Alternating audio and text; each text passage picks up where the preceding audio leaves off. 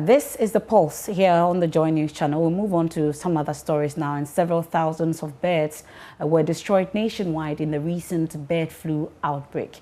Farmers across the country have been counting their losses since then, even as government promised it was working on a compensation package for affected farmers.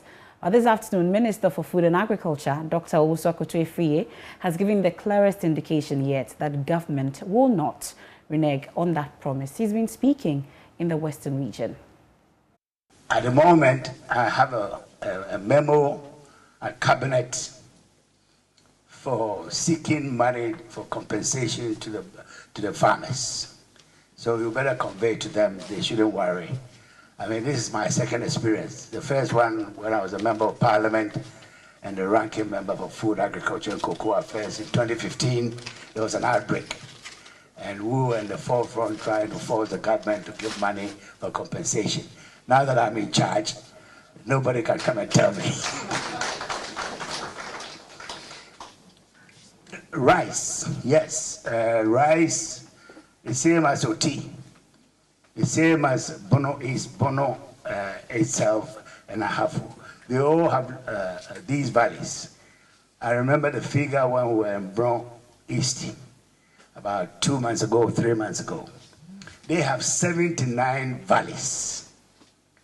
79 valleys. I don't know whether Fojo can tell me how many valleys he has in this. How many valleys do you have? You have over 100. So you exceed Bono East. Okay, that's fine. The same for Uti and the others. And you know, when I became minister, 2017, the Korean ambassador then, who used to be a member of my tennis club, was telling me that his predecessor had invited a group of experts from Korea to Central Region. And he concluded that Central Region valleys alone can feed Ghana 3 times over, just Central Region. Well, in a separate development, the minister has also urged the region to utilize warehouses built in the region by government. Well, some farmers had complained about the lack of food storage in the region, but the minister insists that enough has been given, so they should utilize it. Well, my colleague Kweku Asante is following the minister on this particular tour. He joins us on the line with details of it. Well, Kweku, let's first talk about the issues about warehouses that was raised by the minister, for instance, where the farmers and those present satisfied with the response that the minister gave. Right,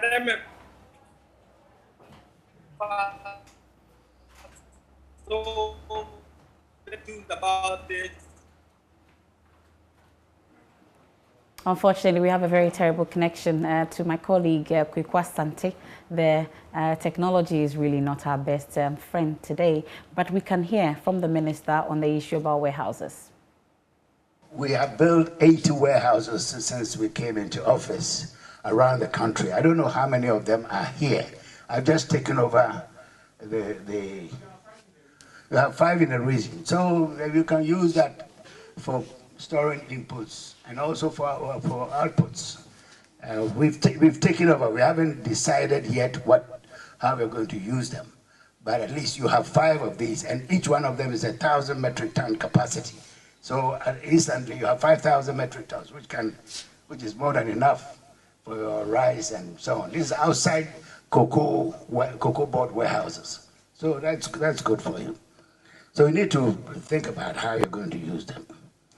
Now, on the rice compensation that Mr. Akoto spoke about, it was a great shock to us and disappointment to see that so many farmers we failed them by giving them the wrong seeds, and instead of encouraging them, to discourage them. That's why there was such a sharp drop in the year following that. But I'm glad to see that it's picking up again.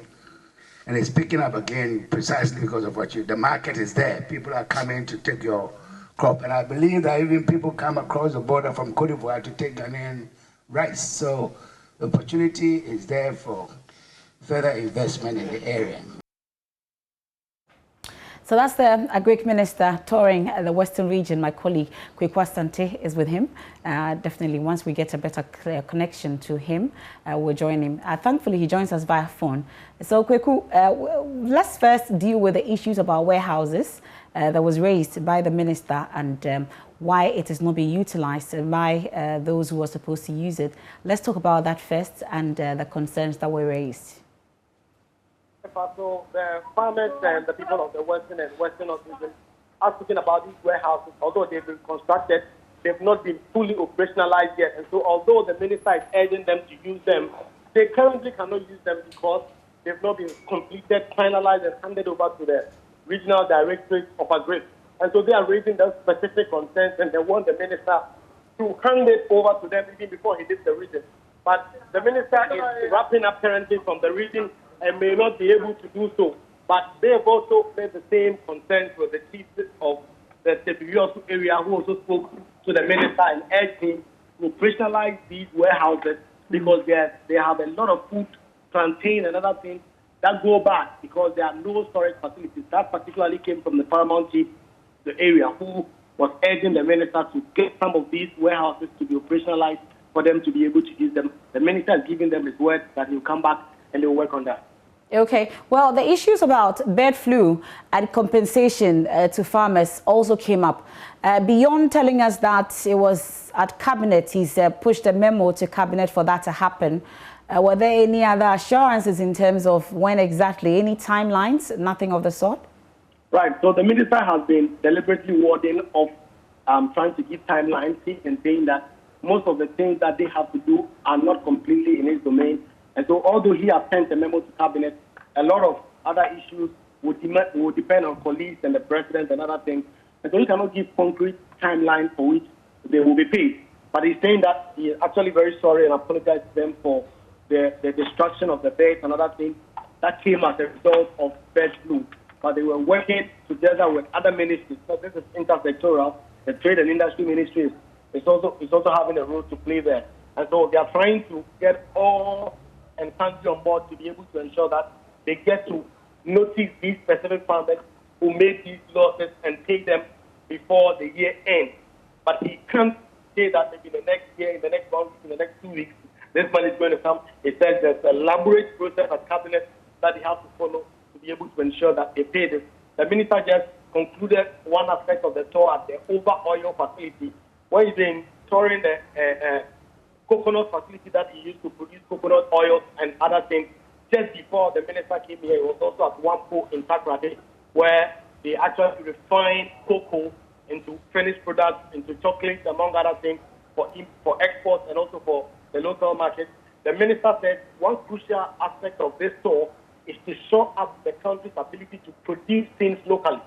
Last week, we reported when he went to OT and the Volta region that he was embarking on a project to ensure that by 2024, Ghana is no more dependent on rice imported or exported. And so they are going to ensure that we are producing the rice we are eating locally. It's also going to ensure that as the second biggest contributor of cocoa in the world, from Ivory Coast, we are also able to add value to our cocoa in the country, to be able to create jobs and to be able to retain a chunk of the finances that comes to the cocoa sector in the country. Well, issues about rice production, rightly mentioned, it came up in OT. It appears it's coming up today also in his interaction with the chiefs and, of course, the farmers who gathered to meet him. Well, really, for the Western region, what exactly is he trying to push when it comes to rice production? Right. So when he came to the Western region and also to the Western North region, he visited a number of rice farms. And the farmers had concerns about bad roads, for instance. They also had concerns about other gadgets and equipment that they would need to be able to ensure that their farming is moved from the subsistence level to a level where they can be able to increase their yield. The minister says he's giving them his word that he's going to give them certain logistics to be able to embark on this journey. But also that these farmers will have to pay something because, according to him, the government is not a government of necessarily freebies, but they will subsidize some of these logistics to these farmers for them to be able to afford and pay. And so there are a lot of milling machines, for instance, that they have in Accra. And if these farmers are ready for it, they can give it to them at a subsidized cost of 40%. They have to just pay 60% of the cost. The government will take the rest for them to be able to do that. So it appears rice has been big on the agenda right from the sea in the Volta region, Western and Western North currently, where the minister has been assuring that the government is very much aware of the goal it has set for itself and will ensure that the timelines it has set will be met. But if these timelines will be met, some of these bottlenecks should be cleared in terms of access to logistics, in terms of business.